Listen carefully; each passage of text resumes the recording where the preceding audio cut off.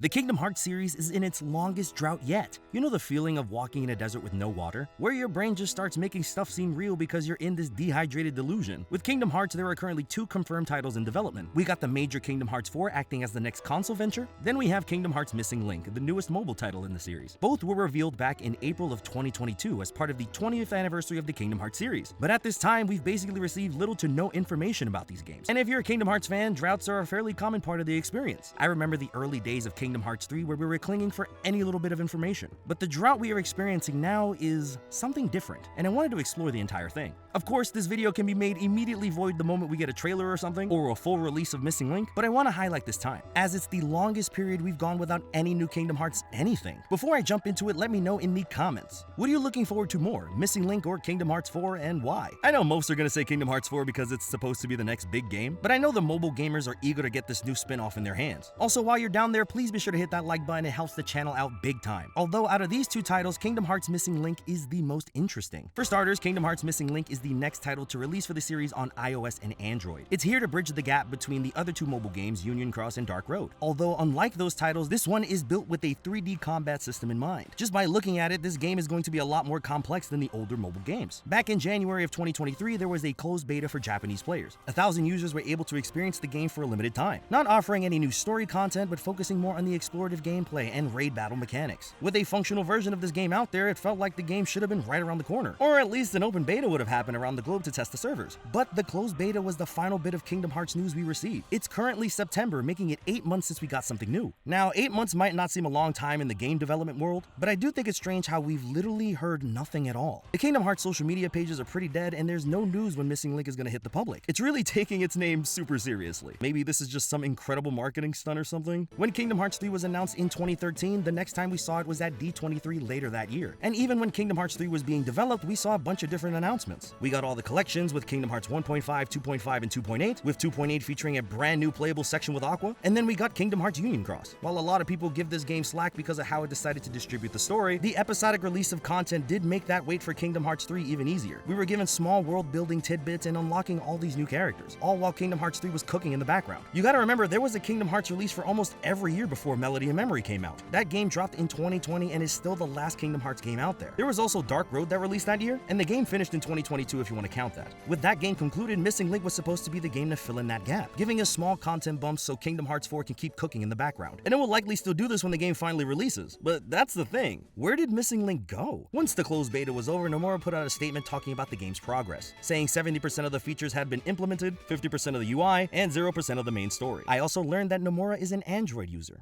How interesting. He concludes it by saying that the game is about 50% complete. I mean, we don't know how long it took them to get to that first 50%. Then there was also the closed beta and how it might have affected development. I imagine the team received a lot of data and are using that player experience to tweak the game in whatever way they can. But to go completely silent, even for a mobile game, does feel a bit strange. But this felt normal as a fan of the series just waiting for new content. Kingdom Hearts has usually appeared at the Tokyo Game Show. They've released trailers before and showed more details about the game. But Square Enix dropped their full schedule there, and there is no sign of Kingdom Hearts anything. No Missing Link, no Kingdom Hearts 4. Ultimately, this is the best place for them to drop us any little bit of information. Once these events pass through, the next one won't be until Jump Festa in December. Although this is something important to bring up. Most mobile games don't really need the full fanfare when releasing. It's common for a game to just drop online with a tweet acting as the official announcement, so truthfully, we can get Missing Link news at any moment without it being tied to a major event. And it's likely we'll get something for Missing Link way before Kingdom Hearts 4. To be honest, I fully expected to be playing Missing Link throughout the summer since they had that closed beta. And I think that's why this drought feels so different. Since Missing Link is missing, it took all the Kingdom Hearts news along with it. It feels completely random for when we're expecting news next. As for Kingdom Hearts 4, this is fully what I expected. That first reveal trailer feels a lot like the one for Kingdom Hearts 3.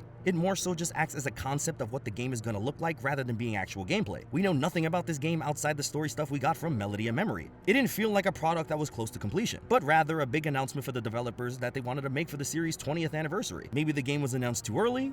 Only time will tell. But we gotta remember that Kingdom Hearts isn't the only franchise Square is working on right now. They purposely arrange their release schedules like this so each game can get their time with the marketing attention. If anything, it seems like Square Enix is going to be focusing more on Final Fantasy VII Rebirth as their main title. Final Fantasy 16 is out, and Square promoted the heck out of it. And there's confirmation of paid DLC coming to that game. But it seems like Rebirth will be getting all of Square Enix's attention for the next marketing cycle. Now, this doesn't mean we won't see anything for Kingdom Hearts. Like I said, Missing Link can release close to Rebirth, and they won't have to compete at all for the same markets. But Rebirth and Kingdom Hearts 4 are both major big-budget AAA action RPGs. It's likely they want to space these games out out to give them the time they deserve. That's another thing too. The newer Kingdom Hearts games are just gonna take longer to develop. They're using the Unreal Engine and are creating worlds that are hyper-realistic. You gotta hire people for graphics, textures, color, lighting, etc. All of which is a lot more demanding than it was back in the old Kingdom Hearts art style. I'm not gonna say those games were easier to make for the time, but you can tell when Square Enix really puts their time to make them pop. Also, these games are just bigger. They will need more time in the oven. Kingdom Hearts 4 is also in an interesting position. This is the first full game to take place in the Lost Masters arc. Everything we know about Kingdom Hearts in the past is over and done with. Kingdom Hearts 4 now needs to establish its threat and story for future games. While Kingdom Hearts 3 had to focus on closing out a lot of the current arcs, Kingdom Hearts 4 will need to be the building blocks for the future of the series. And I imagine plotting for that is going to take a lot longer. The game is seeming to focus on Sora and his time in Quadratum, away from all his Disney and Final Fantasy friends. At the end of Melody and Memory, Yen Sid tells everyone the situation on Sora's location.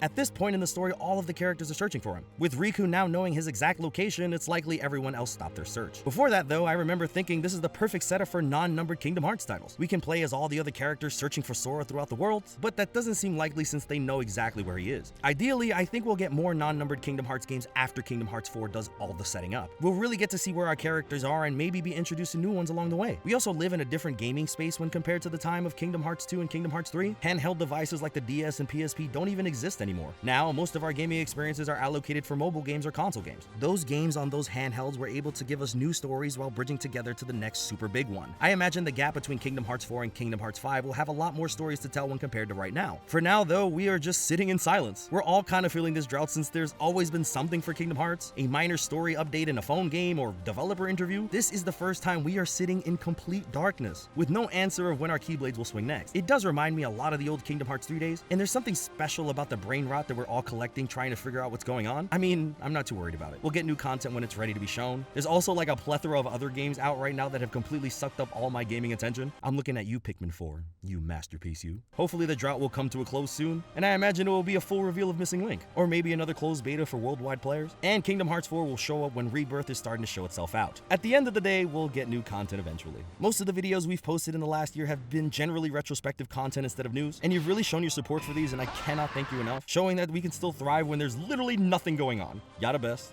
For now though. Stay thirsty, my friends.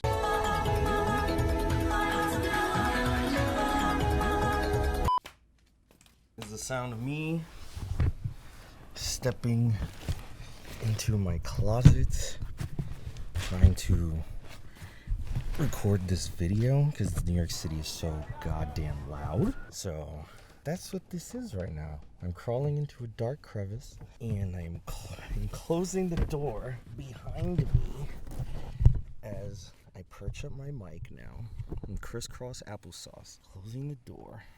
Now it's just me in here, and hopefully this sounds a lot better. I really hope this sounds a lot better because I'm literally trapped in the closet right now. But we're gonna give it our Skyward Wing best. Here we go. I worry I'm gonna run out of oxygen. Yo, if I pass out in here, that's gonna be crazy. I just got so tired of the city, man. It'd be mad loud for no reason. Okay. Here we go. The Kingdom Hearts series is in its longest drought yet. Yada best. For now, though. Oh my god. It's so hot in this closet. Oh, I'm dripping sweat. This was a terrible idea. Oh, I hope it sounds good at least.